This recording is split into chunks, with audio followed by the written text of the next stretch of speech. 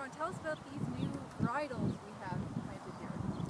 Well, we have 11 different varieties from Georgia, not the U.S. state, but the country in the Caucasus Mountains. And that is the birthplace of winemaking and viticulture in the entire world. So about 8,000 years ago. And some of the varieties that we've just planted here are some of those that are thousands of years old.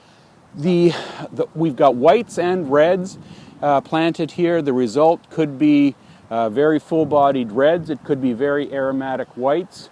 Remains to be seen. Even sparkling wine, I know, is made with some of these varieties in Georgia. Well, it'll take about 3 years to get a crop.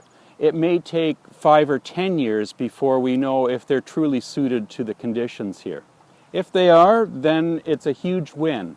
And we can use those as varieties to propagate into vineyards elsewhere in the area.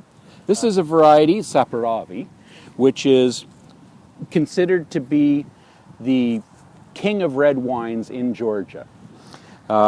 It's one that is probably the most well-known throughout the world as a Georgian variety.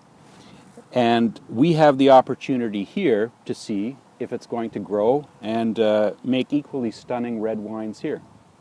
Here we have a variety, Saperavi Budeshuriseburi. I think I said that right, but probably not. And this is a variety that is similar to the more widely known Saperavi, but it is even more hearty in its winemaking. And we're hoping that this is going to be a really good one for this area.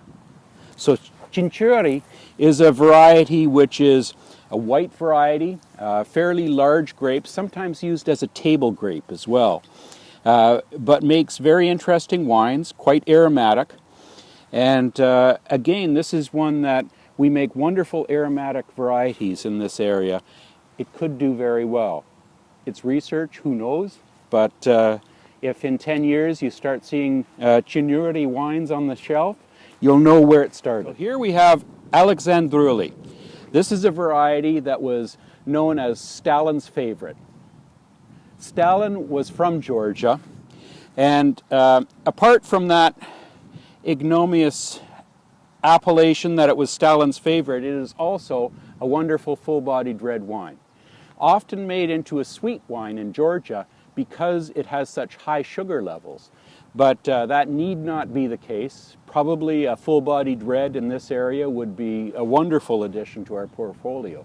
What we're doing here is research.